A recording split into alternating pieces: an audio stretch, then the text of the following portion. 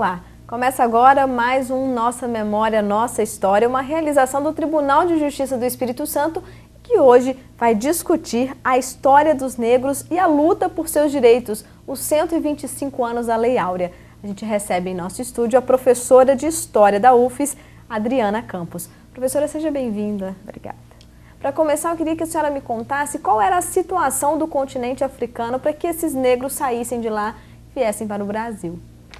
A saída dos negros é conhecida como diáspora forçada.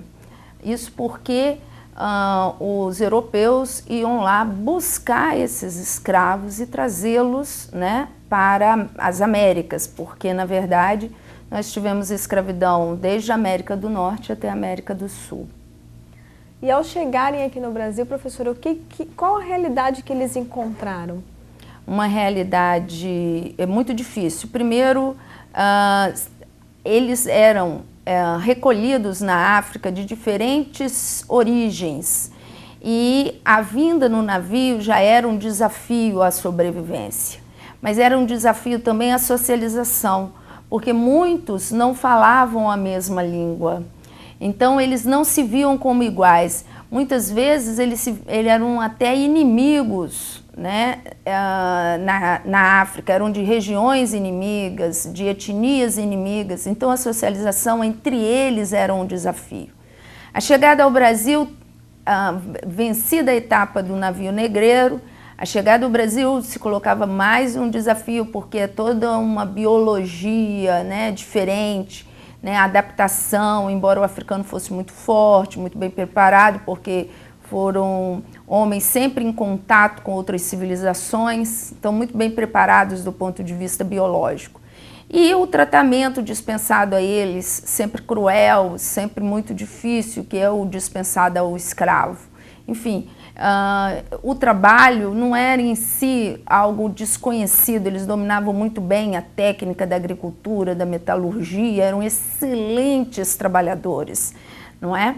Mas muitas vezes a situação imposta de produção a eles era assim, difícil. Então, essas eram as condições que eles encontravam inicialmente no Brasil colonial. Eles vinham sabendo que seriam escravizados.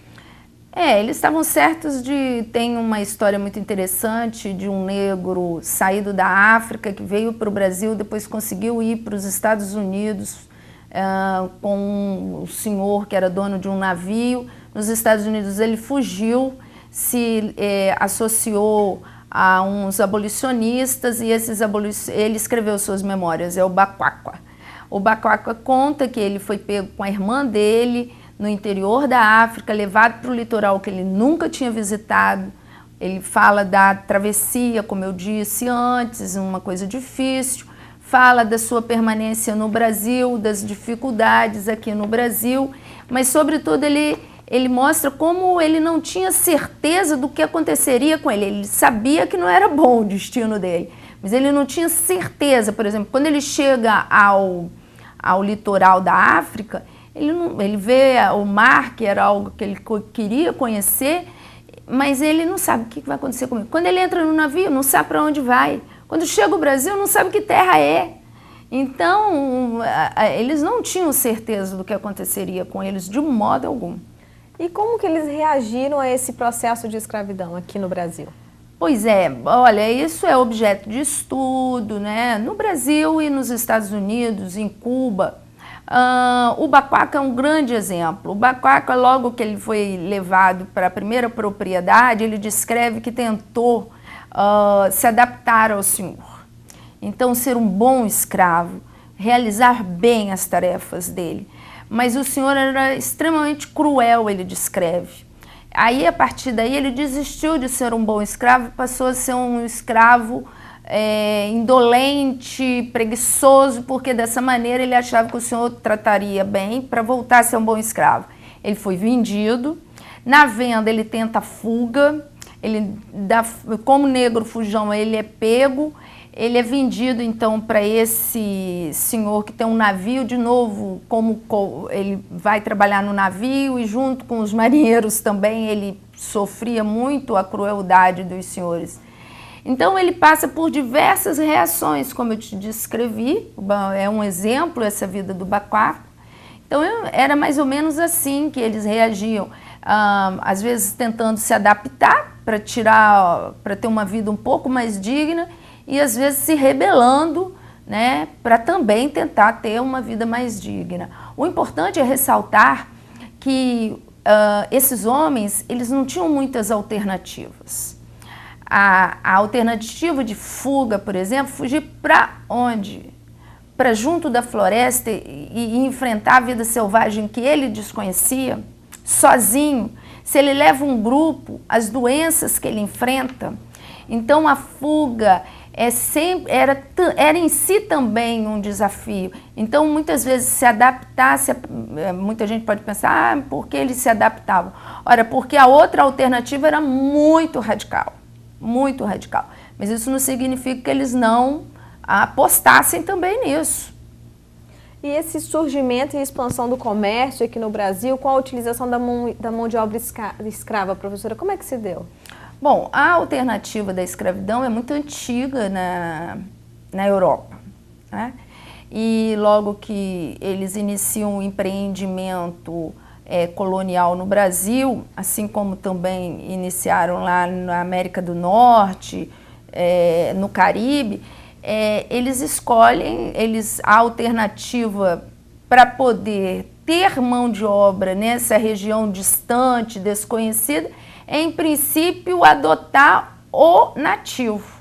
Então eles vão usar nativos tanto na América do Norte, quanto na América Central, quanto na América do Sul. E as dificuldades foram inúmeras. Sobretudo, aqueles que não tinham o domínio da agricultura e não tinham o domínio da metalurgia acabavam se inviabilizando como trabalhadores. E nesse sentido, o africano que vinha como uma espécie de escravo mestre, porque era um escravo muito caro, porque tinha que atravessar o Atlântico, etc., etc., acabou se afigurando a melhor mão de obra em Cuba, Estados Unidos, algumas colônias da França e da Inglaterra e Brasil. Veja que para o Peru, para o México, eles não foram tão importantes, porque lá os trabalhadores nativos realizaram a tarefa que os colonizadores queriam. Também sob opressão, mas realizaram. E aqui os indígenas tiveram outra trajetória, né? Não se submeteram tanto. Não conseguiu se submetê-los. A ajuda dos jesuítas foi importante nesse aspecto também, porque os jesuítas lutam muito contra a escravidão dos nativos aqui no Brasil. Isso foi muito importante. Mas foi importante também contar com o fato deles não conhecerem a agricultura do modo como os colonizadores queriam, terem técnicas muito raras e conhecerem o interior do Brasil, né? E terem uma rede de apoio. Coisa que o africano não tinha, ele não tinha essa rede de apoio no interior para fugir. E às vezes o indígena até o via como um inimigo a ser combatido. Professora, o africano não tinha essa rede de conhecimento aqui no Brasil, mas no país de origem, no seu continente, eles tinham isso. Os africanos, eles expulsaram os europeus de lá. Os europeus conseguiam chegar só até a costa. Para dentro da África, eles não conseguiam entrar. Eles eram muito bons do ponto de vista militar. Você pode me perguntar agora assim, mas como que eles conseguiram trazer os africanos? Porque era um negócio. E aí eles faziam comércio com os próprios africanos. Era um negócio.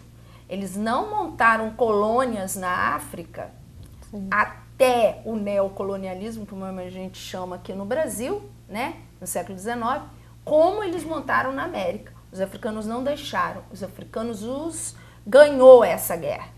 Eles ganham a guerra, eles expulsam os europeus ficam só ali na costa, porque os navios europeus eram muito pesados e não conseguiam entrar nos rios. Quando entravam os africanos que tinham domínio, né, tinham barcos, tinham domínio de guerra e tal, eles faziam várias manobras, que não vai dar para descrever aqui, e aí o navio, eu não sei como se chama, é quando ele bate no fundo do rio, então não ficavam ali, tipo naufragados, né? Não conseguiam voltar, era um inferno.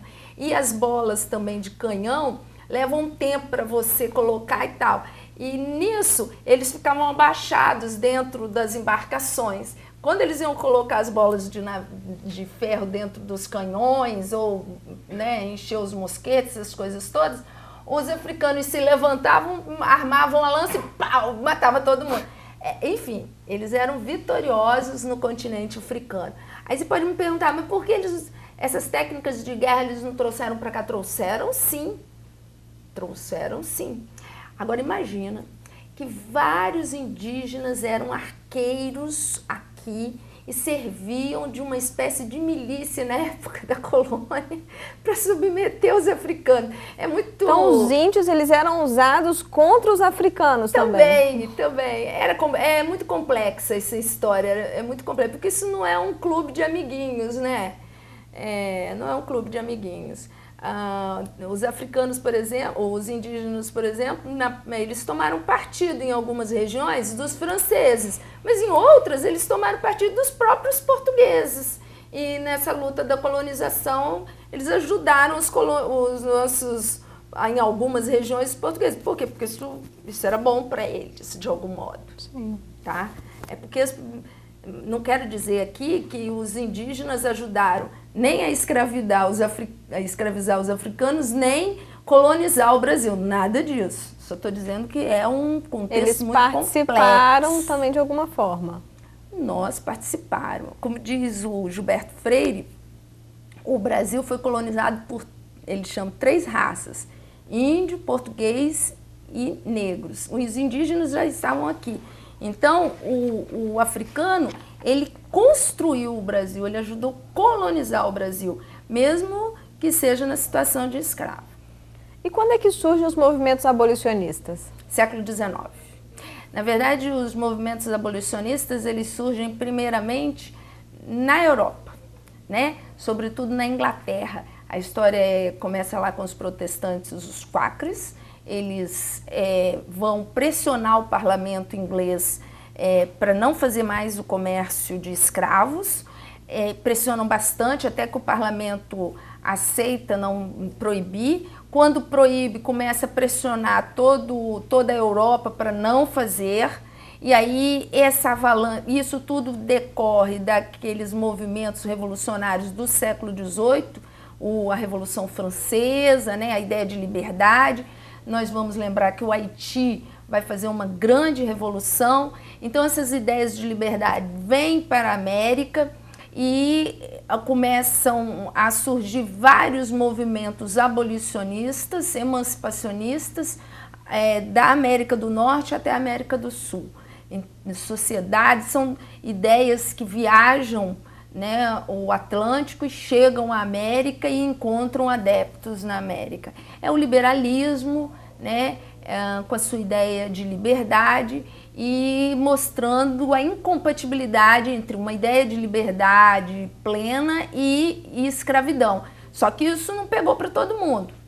Sim. Então foi uma luta ao longo do 19 a convencer a todos. Os Estados Unidos só na década de 60 do século 19 e Brasil e Cuba na década de 80, né? O Brasil último, né? A 1888, que a gente comemora 125 anos agora, e 84, Cuba. E Estados Unidos, década de 60. Ah, mas eu tinha estado que não tinha escravidão. Nós também. Tinha estado que não tinha escravidão. Ceará, né?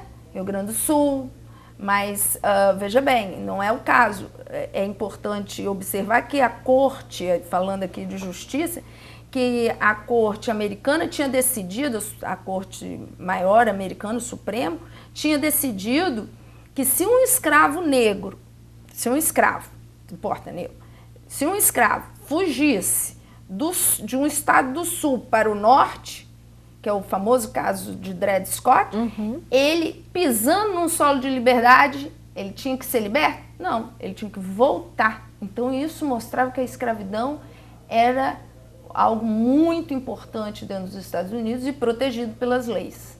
Então só na década de 60 é que a escravidão vai ser abolida. Todo mundo deve ter assistido o filme do Lincoln, mostrando como ele teve que articular para poder aprovar aquela emenda, né, que aboliu a escravidão lá. E aqui no Brasil, como é que foi esse processo? No Brasil foi difícil. O primeiro documento, talvez, um documento importante, um dos primeiros documentos importantes do Brasil é do Bonifácio, que se dirige à nossa Constituinte, dizendo à nossa Constituinte que fizesse a abolição, que era uma vergonha para o Brasil. E nós só fomos...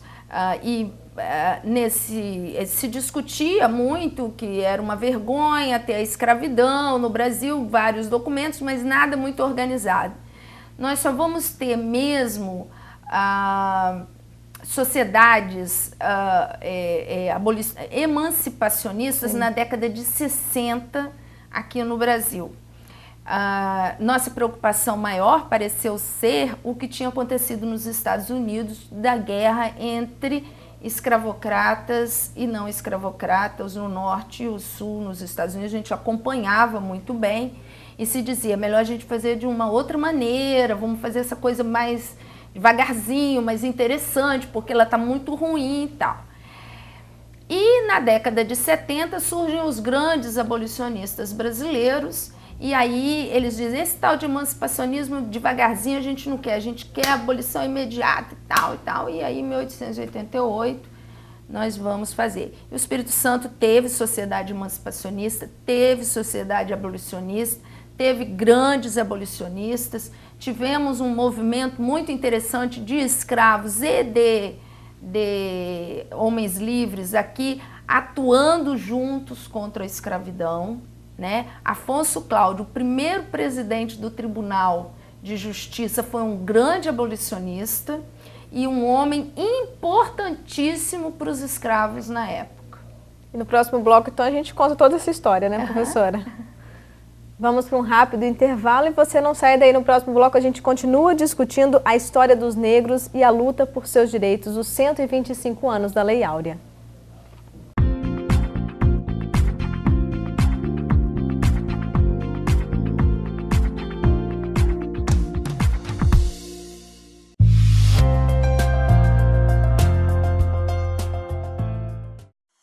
Você já conhece o novo Fórum de Vila Velha?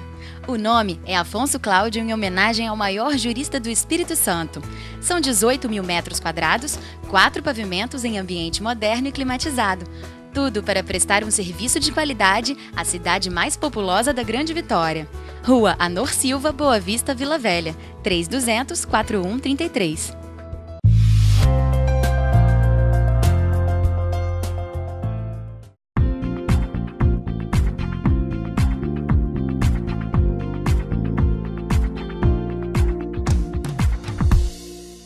Voltamos de um rápido intervalo e hoje o Nossa Memória, Nossa História discutindo a história dos negros e a luta por seus direitos, os 125 anos da Lei Áurea. A gente recebe em nosso estúdio a professora de História da UFES, Adriana Campos. No bloco anterior, professora, nós discutimos a questão dos movimentos abolicionistas, né? E depois da liberdade dada aos negros e aos escravos, né? Como é que ficou a situação no Brasil? Olha, nós tivemos na verdade, eu devo alertar que essa é uma página da nossa história pouco estudada. Para onde foram os negros? Essa é uma pergunta que os historiadores estão fazendo agora. Há uma suspeita de que grande parte deixa as fazendas, né? Vai formar um campesinato negro sem terras. Sabe-se também que houve um incentivo à imigração europeia, algo que vinha se discutindo no Brasil já muito antes da abolição, como substituir, né, a entrada de africanos no Brasil e o civil que se podia atrair europeus empobrecidos, né, europeus que pudessem atuar como trabalhadores nas fazendas. Isso aconteceu muito em São Paulo e em algumas fazendas do Espírito Santo, mas como o Espírito Santo tinha muita terra disponível, o governo resolveu montar colônias. A gente conhece, né, as colônias italianas, alemães, Sim. suíços, poloneses, que se formaram aqui, algumas foram para o Rio Grande do Sul, enfim. Houve um aporte do ponto de vista de trabalhadores por europeus. E os negros, esses descendentes afro-brasileiros, foram para o campo, uma parte, e outra parte ficou nas cidades.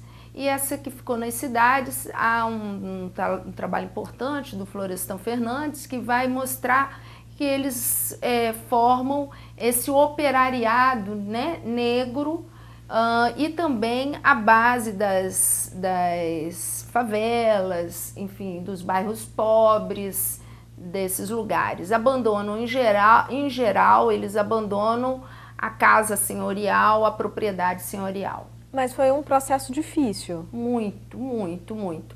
E por isso surgiu a lei do quilombola, não é à toa. Abdias foi um grande, morreu recentemente, foi um grande líder do movimento negro brasileiro, que esteve nos Estados Unidos, esteve na África, um homem muito importante. Ele vai pedir essa lei, ele vai propor essa lei, e a lei tinha o objetivo exatamente de dar a essa população que foi para o campo, permaneceu lá sem titularidade de suas terras, né, a justiça merecida. E por isso, né, a lei foi feita. E você veja que ele tinha razão. Quantas comunidades negras estão sendo descobertas no Brasil, né, a partir da necessidade de dar esses títulos. Comunidades que as pessoas não imaginavam. Cria também uma polêmica. Bom, mas, enfim, o assunto é polêmico, o assunto não é fácil. Professora, agora 13 de maio de 2013 comemorou-se 125 anos da promulgação da Lei Áurea, né? Avanços ou retrocessos? Bom, acabar com a escravidão, a gente só pode ter avançado. Isso, sem dúvida. Agora, a legislação brasileira ficou muito a dever a essa população que foi escravizada. Por exemplo, mal comparando, porque é uma comparação injusta, né? Mas os imigrantes que receberam títulos de terras no Espírito Santo, por exemplo, passaram o diabo, mas já tinham a posse dessa terra, podiam deixar um legado para os seus descendentes. E os afrodescendentes não tiveram essa chance. Além disso, a questão da educação no Brasil sempre foi muito negligenciada para todos, especialmente para esses afrodescendentes que não podiam ingressar em escolas como escravos, né? Não tinham nenhuma educação disponível e permaneceram fora da escola. E por isso nós não temos uma elite negra no Brasil. Eu, quando me refiro a uma elite negra, você ter negros em postos de comando no Brasil. Mas isso se deu porque é um processo secular de exclusão. E para trazê-los agora, tem duas propostas que estão aí na sociedade. A primeira é, vamos educar todo mundo, esperar o processo, né? E tem a outra que diz, não, agora, vamos incluir agora. Porque a presença deles na elite é importante. Um médico negro sabe o que é uma doença falciforme, sabe o quanto isso devasta uma família. Um político negro, né, imbuído da ideia da negritude, sabe da importância de uma educação. Um mestre negro, ele vai debater com seus alunos, ele é um exemplo para os seus alunos de que o negro aprende, de que ser negro é bacana, enfim. Você ter negros em postos de comando disputando o lugar na elite brasileira é importantíssimo. E você só pode fazer isso por meio de medidas positivas, que seria, por exemplo, cota na universidade, que seria cota em concurso público, e trazer essas pessoas. Basta para você ter os melhores fazer uma nota de corte. Diz assim, tem que ter pelo menos 8. Ótimo, ótimo. Agora, o que não pode é ficar esperando, viemos até aqui e agora vamos esperar mais um séculozinho para a coisa se resolver. Definitivamente não é bom do ponto de vista matemático. E outra coisa, não é só isso. Essa gente paga imposto. Então, eles têm que ter direito à universidade, na minha opinião. O que significa isso? Significa que a universidade tem sido um nicho para quem tem filho em escola particular. Quando você paga a escola particular, automaticamente você está pagando a universidade. Veja por quê? Porque esse menino vai ter mais chances de passar no vestibular. Como eu não tenho renda, eu não tenho essa possibilidade. Pior ainda se eu não tenho renda e sou negro. Então, é preciso você romper com esse mecanismo excludente. E você só faz isso quebrando o mecanismo. O que vai acontecer com as universidades? Nós vamos ter alunos mais incompetentes? Não sei, vamos experimentar. Parece que deu certo em todo lugar onde se fez, porque não vai dar certo aqui. Mas lá nos Estados Unidos os caras são conhecidos como cotistas. Olha, francamente, agora, né? Depois de eles terem conquistado um monte de coisa. E mais ainda, é preciso que no Brasil se saiba que apenas 13% da população norte-americana é negra. E olha a visibilidade que eles têm. Enquanto aqui nós temos cerca de 60% da população negra nesse espectro de mulato, mameluco, bombom, preto, tudo. Então, e essa gente não está representada na elite brasileira. Sim. Né? Enquanto você olha lá nos Estados Unidos, a proporção é completamente outra. Então a senhora é a favor do sistema de cotas? Eu sou, acho justíssimo. E acho que dá super certo. Uma bobagem isso. Vão vir os melhores alunos das escolas públicas. Há muito bons alunos, há muito boas escolas que vão fornecer ótimas cabeças para a universidade. Tem vaga sobrando na universidade, que é outra história que nós deveríamos discutir, sabe? Mas isso a gente deixa para outro dia. E você ter um presidente dos Estados Unidos negro representando os 13% da população americana, isso é muita coisa, professora? Muita coisa. Isso, eu acho que fecha um ciclo dentro dos Estados Unidos, como a questão das mulheres também encerra um ciclo aqui no Brasil, né? Quebra-se paradigmas, fala-se do assunto, se dá autoridade às pessoas que discutem o preconceito. Então, o Obama, ele como presidente, não, eu acho que vem lá com Mandela, por exemplo, né? Que beleza quando assume, faz um grande governo, se torna um grande líder e mostra, né, ao mundo, dá um exemplo ao mundo dessa posição afirmativa do negro. O Obama é a mesma coisa. Agora, a gente não pode viver de heróis. É importante? Né? Mas o importante é que eu me lembro daquele filme americano Preciosa, né? Preciosa, não lembro. Importante é que você tire todo o negro objeto de preconceito do lugar de injustiça. Eu elegeria negro como presidente no Brasil, faria campanha como faria campanha que fosse, fiz campanha para Dilma e ela ser mulher contou muito para mim, mas eu acho que a gente tem que avançar muito mais do que isso. Mas e o nosso herói negro? Presidente do STF, Joaquim Barbosa. E sou fã dele.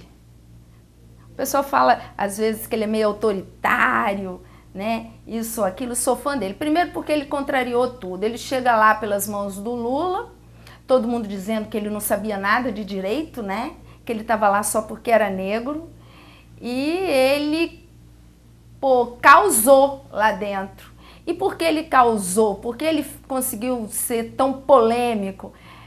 Eu acho que por conta da sua história. Mas ele foi além, ele foi muito seguro de si, ele é um sujeito muito seguro, ele fala o que pensa, né? Isso tem a ver com o fato dele ser negro? Tem, mas eu acho que tem a ver com mais outras tantas coisas que ele passou na vida, estudioso, competente, enfim.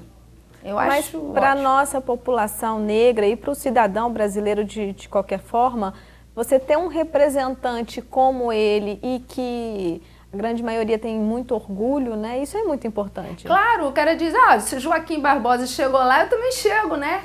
E ainda mais ele que veio de uma família simples. É esse que o exemplo vem do Obama, do Mandela, do Joaquim. Esses exemplos, eles nutrem, né, essa população que precisa continuar lutando contra o preconceito. Embora eu pense que a gente tenha que ultrapassar o parâmetro do herói, né? Eu acho que a gente tem que dar oportunidade a todo negro e não só o negro ficar lá, Obama conseguiu, então eu vou me matar para ser igual ao Obama. Bom, não é bem assim, não está todo mundo disposto a virar um Joaquim ou um Obama. O sujeito quer só ter um bom salário, ir para casa, criar sua família, no domingo ir para o parque, é só isso que ele quer, né? Porque virar o Joaquim é difícil. E ainda existe escravidão, mesmo que camuflada? Pois é, existe, né? Existe escravidão no mundo todo. Coisa feia. Mas a sorte é que nós somos uma sociedade abolicionista. E a escravidão é perseguida no mundo, né? Ninguém pode defender a escravidão abertamente. Essa é a vantagem do nosso século. E aqui no Espírito Santo a gente tem do que se orgulhar, ou de quem se orgulhar, de olhar para uma pessoa e falar assim, é um espelho? Tem, né? Eu acho que aqui no Espírito Santo nós temos negros importantes. Eu tive um professor que me marcou muito na universidade, que é o Joaquim Beato. Foi meu professor, é um sujeito maravilhoso, um negro importantíssimo, foi presidente da comissão de cotas da universidade, né? Tive também Kleber Maciel de professor, que foi um professor competentíssimo, com um livro publicado na Unicamp. Ele já não está mais entre nós, mas é um outro negro que me inspirou a estudar a escravidão. Verônica da Paz, que com muita saudade eu lembro, uma mulher maravilhosa, né? Enfim, nós temos tantos negros aqui no tribunal. Vocês têm um desembargador negro que se assumiu como negro, né? Então essa é uma história ainda a ser escrita aqui sobre todos esses negros que vêm fazendo história no Espírito Santo, e eu tenho muito a me orgulhar daqui. Professora, eu quero agradecer a sua participação aqui no Nossa Memória, Nossa História. E para finalizar, o que as pessoas têm que ter em mente em relação à escravidão e todo esse processo abolicionista, e hoje aqui no Espírito Santo, o que a gente vive? Olha, em primeiro lugar, que a escravidão é uma coisa péssima, deve ser combatida. Existe hoje, nós estamos com uma neo-escravidão aí dos bolivianos, colombianos ali em São Paulo, uma coisa péssima que a gente tem que combater. Segundo, nós temos uma dívida ainda com os negros e é preciso ter políticas públicas. E terceiro, educação para as crianças e orgulho, né? E Black's Beautiful é uma frase que eu amo. Mais ou menos isso. Obrigada, professora. Nossa Memória, Nossa História chega ao fim. Hoje nós discutimos a história dos negros e a luta por seus direitos, os 125 anos da Lei Áurea. A você que nos acompanhou, o meu muito obrigada. TV Justiça, Cidadania e Transparência para você.